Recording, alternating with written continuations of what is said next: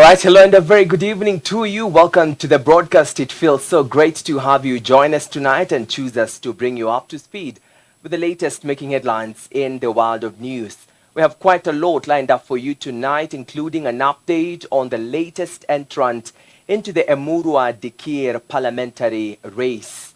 My name is Theo Macharia, and joining us on the sign language interpretation is Boniface Mureithi. And together, let's update you. Now we begin with the government has asked the judiciary to lift the injunction on the use of speed cameras on major highways and the imposition of instant fines on motorists found exceeding prescribed speed limits. Deputy President Kithure Kindiki made the appeal, urging the courts to support efforts aimed at ending road carnage that claimed nearly 50 lives over the Easter weekend alone. As Vincent Kerosi now reports, Kindiki said the system, if allowed to operate, would eliminate corruption by removing direct contact between motorists and police officers, as all transactions are conducted electronically.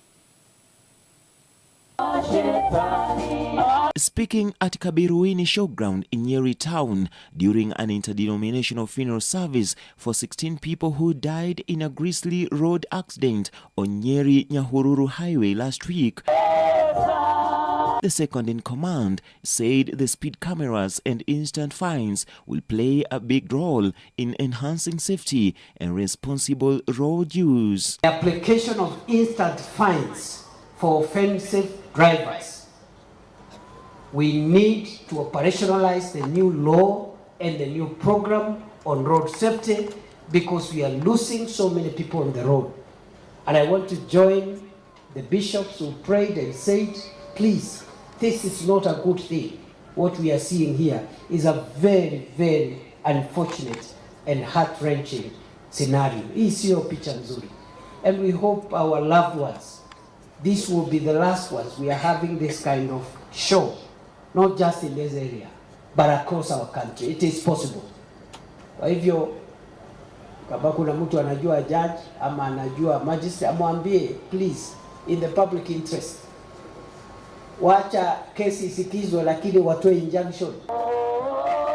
It is estimated that around 50 Kenyans lost their lives through road accidents during the Easter holiday alone, the DP urging drivers and other road users to exercise caution, noting recent tragic road accidents that have claimed dozens of lives across the country. Shida ya speedi, una shida ya magari ambao ni mabofu, mengine ambao hayajafanyiwa service, na ndiposa tumesema ya kwamba kama tungepunguza ule mwendo wa kasi katika barabara, ajali nyingi haziwezi tokea, kwa sababu if you are not speeding, you are able to control the vehicle as a driver in case of something unusual happening. But if you are on high speed, the chances of controlling that vehicle are a minimum. While condoling with the bereaved families, Professor Kindiki said the government will support them adequately as they send off their loved ones.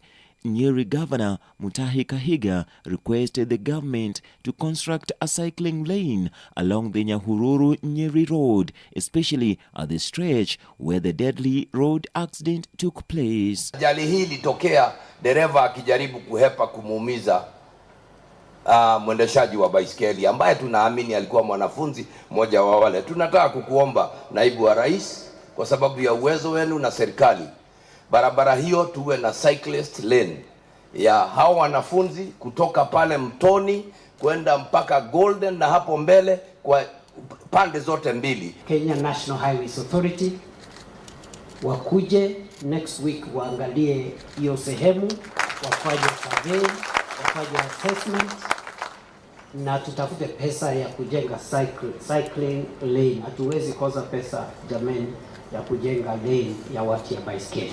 The High Court in Nairobi temporarily suspended the National Transport and Safety Authority NTSA's newly launched instant fines traffic management system following an urgent petition filed by the legal advocacy group Sheria Mtaani. The suspension was prompted by concerns that the automated system violated constitutional rights to a fair trial, lack of transparency, and imposed penalties without a proper hearing. The case is set for mention on April 9th, 2026. Vincent Kirosi, Hope TV, Nairobi.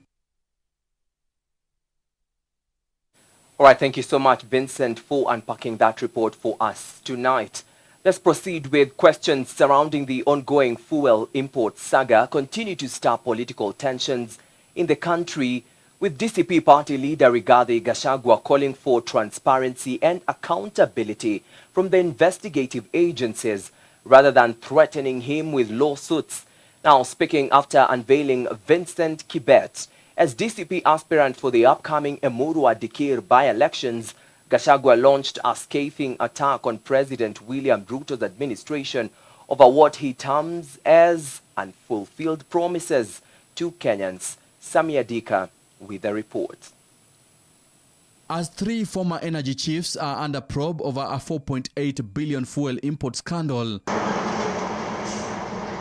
DCP party leader Rigathi Gachagua has reiterated his position on the issue, further calling on the Directorate of Criminal Investigations (DCI) to make its findings public, insisting that Kenyans deserve full disclosure. Vitisho, explain what we have asked you. How much was recovered from these suspects? Each suspect. And is that money safe? Has it been recorded qua inventory? Is it in the OB? Is it in your custody? Answer those questions. Don't threaten anybody. In any case, you sat in NSAC where it was approved. So unless you want to investigate yourselves, you must step aside. You cannot investigate that matter because you are part of the team that approved that scandal. Speaking during the unveiling of the DCP candidate in the upcoming Emurua Dikir parliamentary by-election, Gachagua turned his criticism to his former boss, President William Ruto, accusing his administration of failing to keep its promises. Hatutaki jamii kubebeshwa shida ya mtu mmoja. Kila mtu abebe msalaba yake kama William Kipchirchir Arap Ruto. As a person, and I have told my people, nobody should blame the Kalenjin nation for the problems William Ruto has brought to the Republic of Kenya. Vincent Kibet has pledged to champion the needs of Emurua Dikir residents as a section of voters in the constituency shifts allegiance ahead of the May 14th by-election. Sitanunuliwa wala sitachukua pesa ya chama cha UDA na kiongozi yeyote wa UDA.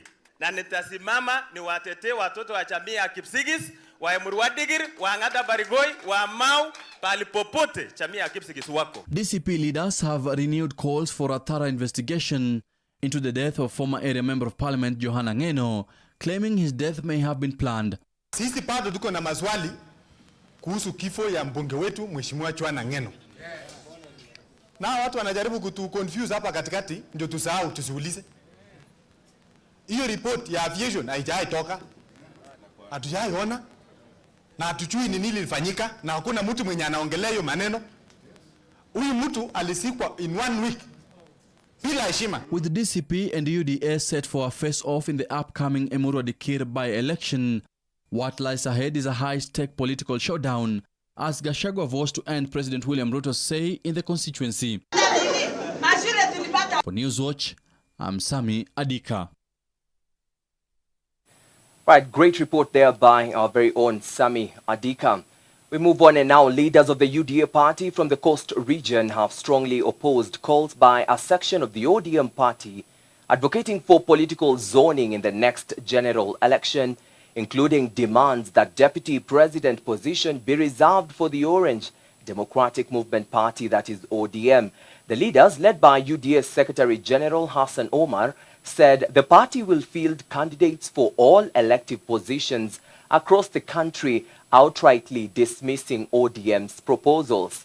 Further, they also intensified campaigns to popularize the UDA party, urging ODM leaders to stop imposing conditions on President William Ruto regarding who should serve as his running mate in the 2027 general elections. Senate Speaker Amason Kingi also seized the opportunity to clarify that his party has not been dissolved but will support UDA for now. On the flip side, ODM grassroots leaders from Mombasa state that the said zoning represents efforts by sections of the party leadership to stifle competition by discouraging both rival parties and internal challengers from fielding candidates, thereby undermining internal democracy ahead of the 2027 general election. Kuleta ghasia ndani ya Kenya vile alileta ghasia wakati ule akifikiria William Ruto ataweza kufurushwa na maandamano. Atakuja kukataa matokeo ya uchaguzi alete ghasia. Sisi pia ndani ya hii Kenya tuko na haki sawa sawa. Sisi ndani ya hii Kenya tuko na uwezo sawa sawa. Na mimi nataka leo tuazimie hapa ndani ya Mombasa. Matusi ya Rigiji, urongo wa Rigiji, hiana za Rigiji, kila kitu kile Rigiji anafanya ambacho kinaenda kando na matarajio ya kitaifa na umoja wa Kenya. Lazima sasa jeshi la UDA lijibu huyu jamaa. Sisi kama UDA, mtu yoyote anataka kusimama katika ngome za UDA, tumemkaribisha asimame. Hakuna zoning tutakayomwambia mtu usije kusimama ndani ya ngome ya UDA, iwe ni Rift Valley, iwe ni mahali popote. Lakini na sisi pia hatutaki mtu yeyote atuzuie kusimama ngome ambayo na zita zao. Baada ya rais kutupatia maneno ya kujenga moyo ya kwamba hata mkiacha paa ipumzike kidogo, mtakuwa hamjazika ama kusahau shida za mpwani, shida zile zile za mpwani, changamoto ile ile ya mpwani itabebwa na uzito ule ule na chama cha UDA. So baada ya kupatiwa hakikisho lile, tulijua wazi kwamba hata kiwa chama cha paa hakitasimamisha mgombeaji yoyote, lakini matatizo ya mpwani, kilio cha mpwani, shida ya mpwani itatekelezwa kikamilifu na chama cha UDA. Sisi tulimpa kura William Ruto bila masharti. Manake tulikuwa tumemwamini na tunampenda. Manake tulijua yeye ni hodari na ni gwiji ambaye ako na mipango ya kuibadilisha nchi ya Kenya. Lakini nyinyi leo kila siku mkikaa mwampa masharti haya, mkimpa masharti yale. Nataka niwaambie hii pwani si ngome ya ODM. Tutakuwa na candidate kuanzia MCA mpaka kule juu kwa chama cha UDA. Na ndio maana tunawahakikishia wale viongozi wanataka kusimama kwa viti, muingie ndani ya UDA. All right, and from some matters zoning out to some matters voters registration, a lack of national identity cards is now emerging as the biggest obstacle in the ongoing voter registration exercise in Elgeyo-Marakwet County, with many youths unable to register without the crucial documents. Now, officials say a significant number of young people either do not have IDs or fail to carry them when reporting to registration centers, thereby slowing down the process ahead of the 2027 general election. IBC official in charge of Keyo North, that is Norbert Mutai, said the constituency has so far registered about 1,700 new voters against a target of 5,617.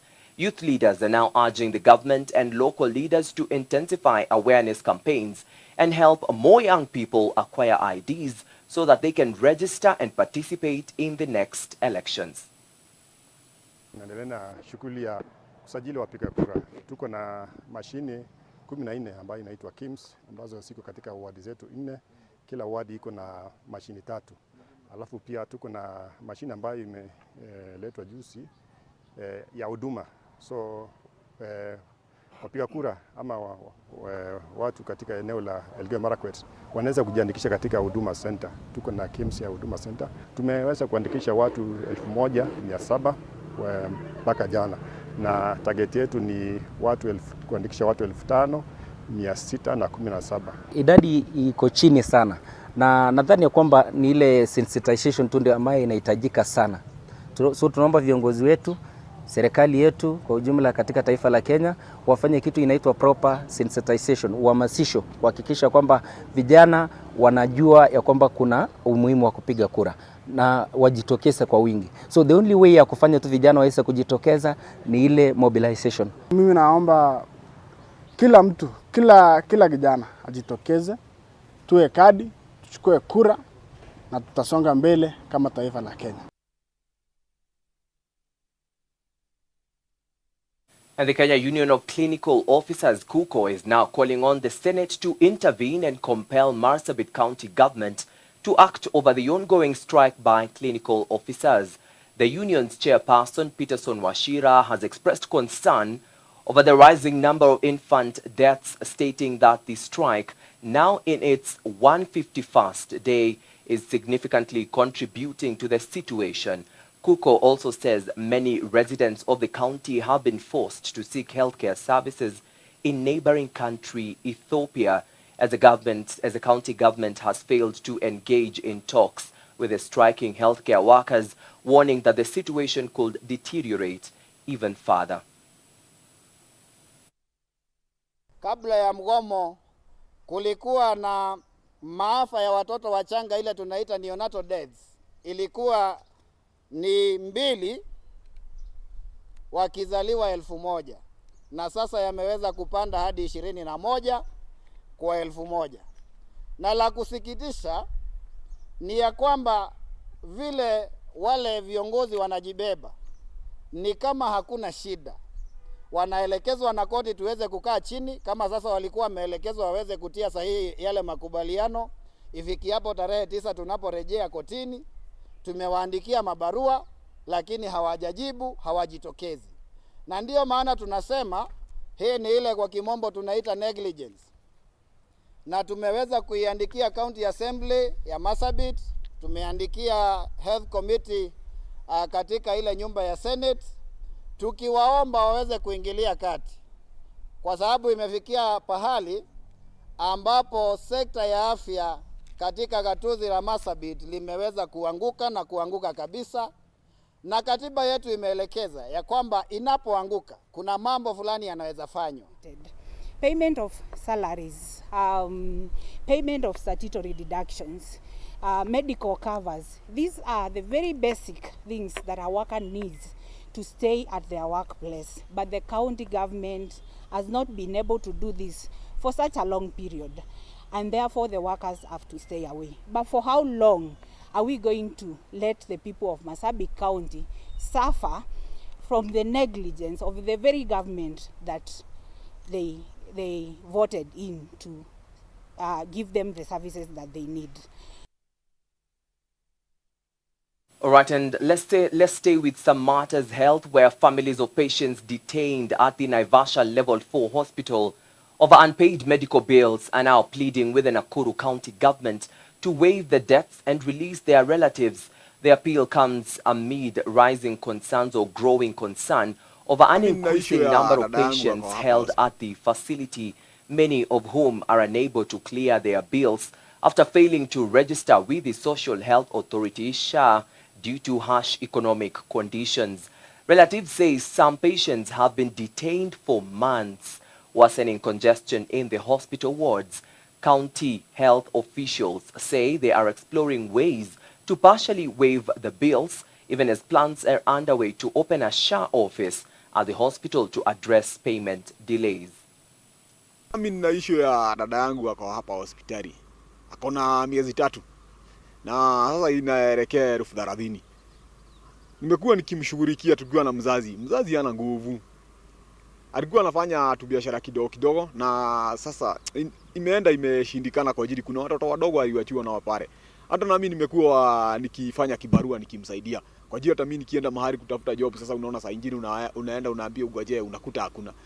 Nimepigishwa picha mpaka hospitali za huku za nje, na nimetumia pesa mingi. Pesa zenye nimetumia madawa, hizo mapicha nimetumia almost 70k.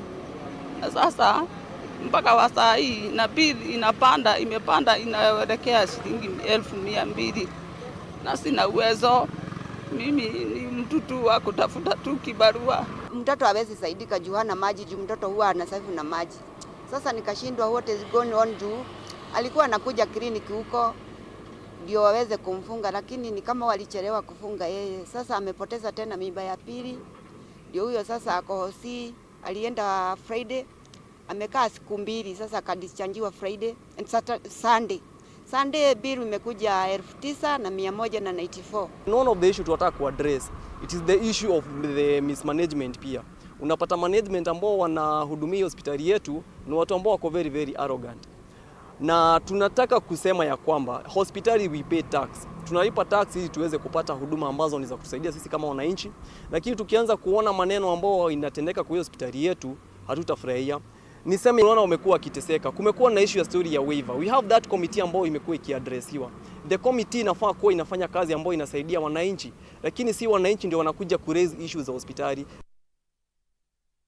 Great, and on that note, we take our first breather right here on Hope TV's Newswatch on this day, the 7th of April 2026. Coming on the other side are more stories. Keep it Hope TV.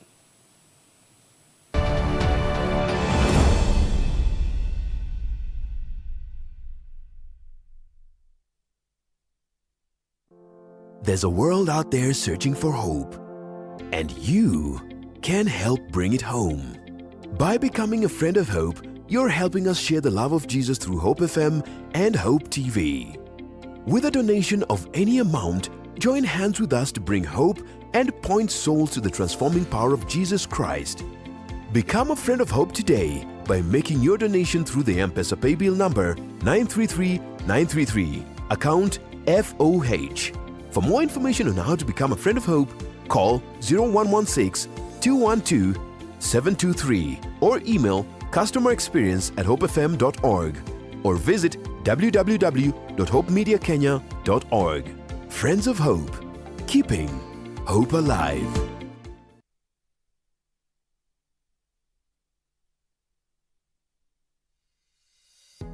Hello there, my name is Beatrice Nudi, a host on Hope at Dawn with George Gishuru. Thank you so very much for your support and your loyal viewership. How is the signal in your area? We would love to know. Please do scan the QR code that you see on your screen so that we can know how to serve you better.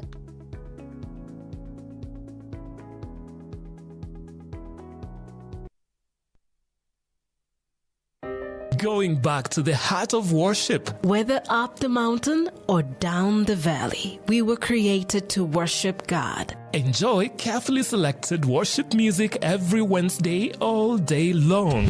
Oh, I will sing of the goodness of God.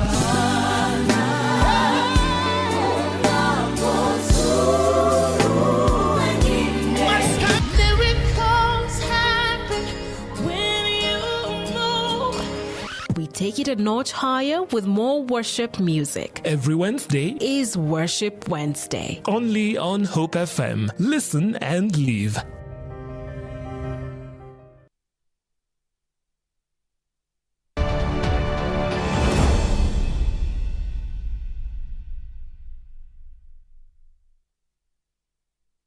All right, welcome back to the broadcast.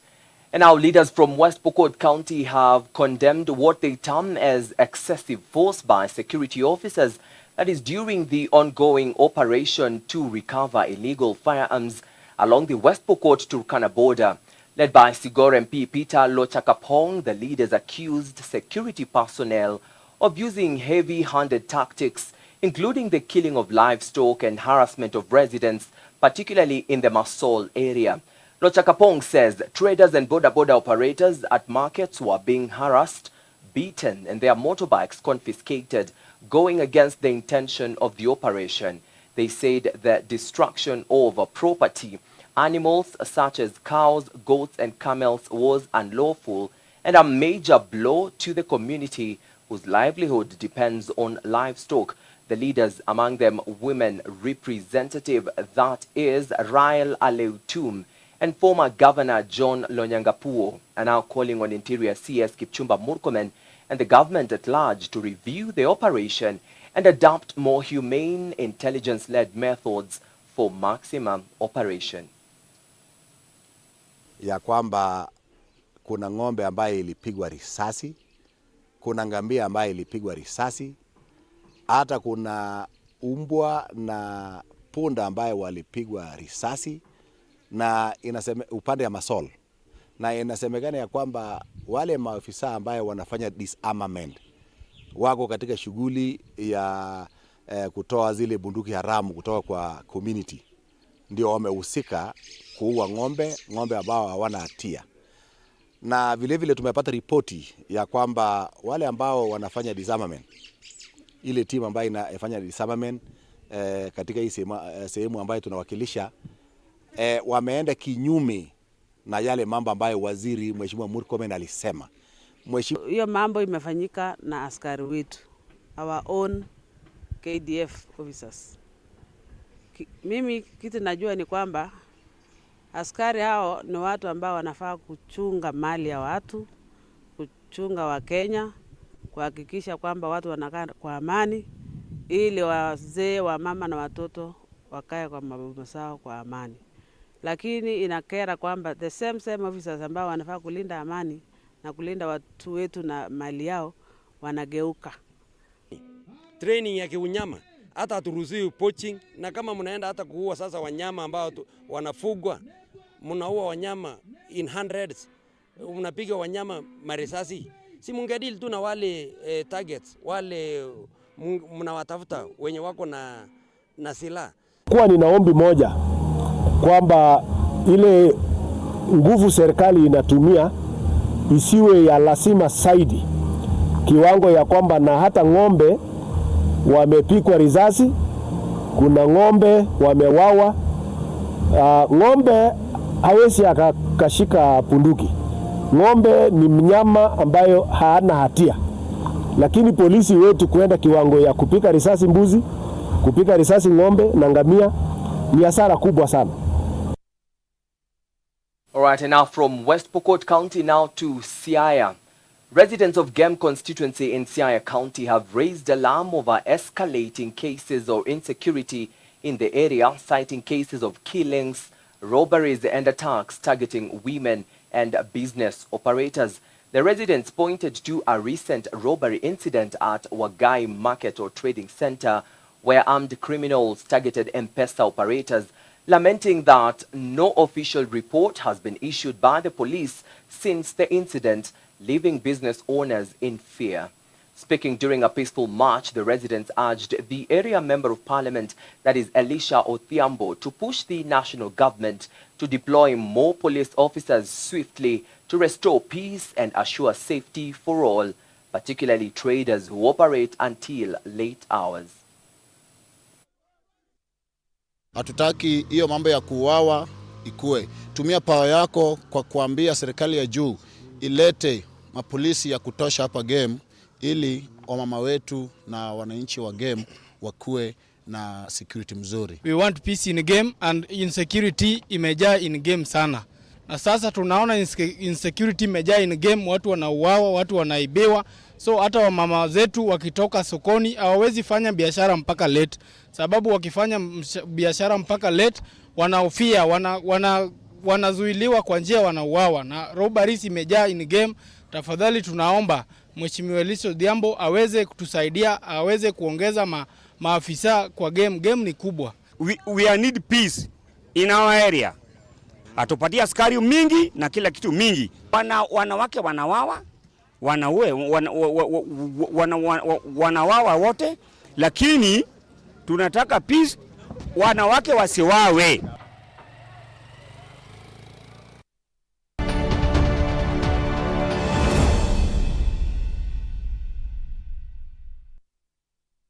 All right, and welcome now. And let's take a look at some matters business, and we begin with the Kenya Revenue Authority. KRA has crossed the 2 trillion shilling mark in revenue collection by the close of the third quarter of the 2025-2026 financial year. KRA Commissioner General Humphrey Watanga announced that the authority collected 2.038 trillion shillings, attributing the performance to tax reforms and expanded digital systems that have simplified compliance. During the period, customs operation collected 733.7 billion shillings, posting a 100.9% performance rate, while domestic taxes remained the largest contributor at 1.301 trillion shillings, reflecting a 10.4% growth. KRA also collected 204.5 billion shillings on behalf of other government agencies, with the eTIMS system helping curb VAT fraud and improve invoice monitoring.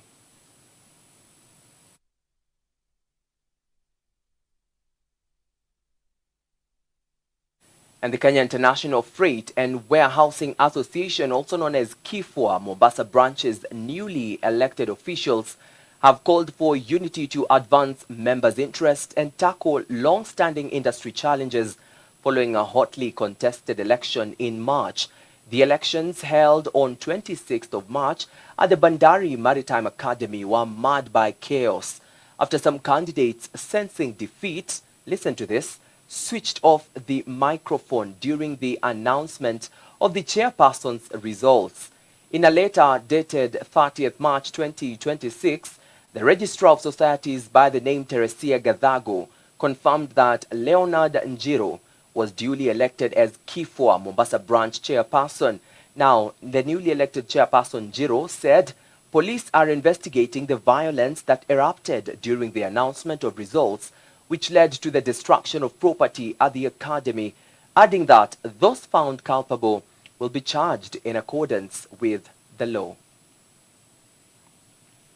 To assure the members of KIFWA, partners and stakeholders of KIFWA and the general public that we had a free, fair and transparent election, and we have a new leadership of Mombasa branch board, some of whom we are seated here, and let there be no doubt whatsoever that there is any gap in the leadership of Mombasa branch, and very soon,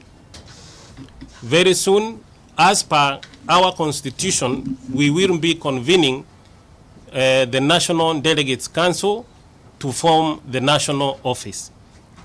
We want to advise our colleagues that we were competing with, our worthy competitors.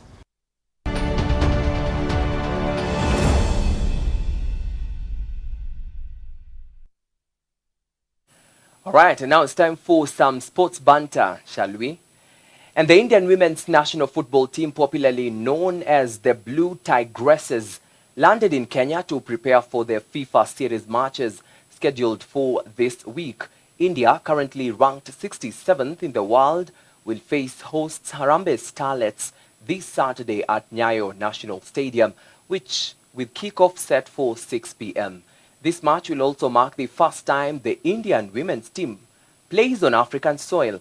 Meanwhile, Australia and Malawi are expected to arrive in Kenya as they gear up for their FIFA series fixtures.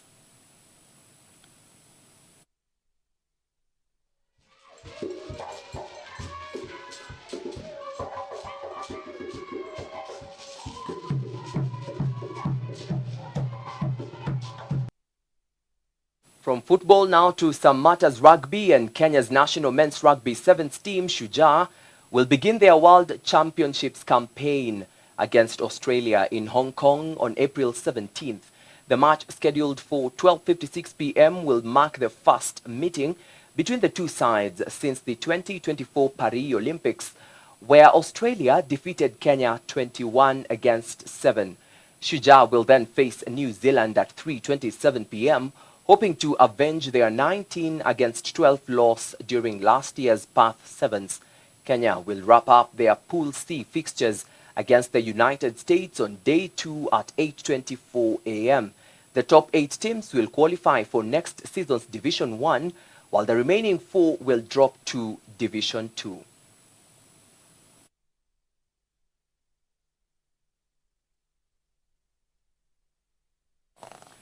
All right, and on that rugby note, we've come to a close of tonight's edition of Hope TV's Newswatch. Thank you so much for keeping us company for the last 35 minutes or so.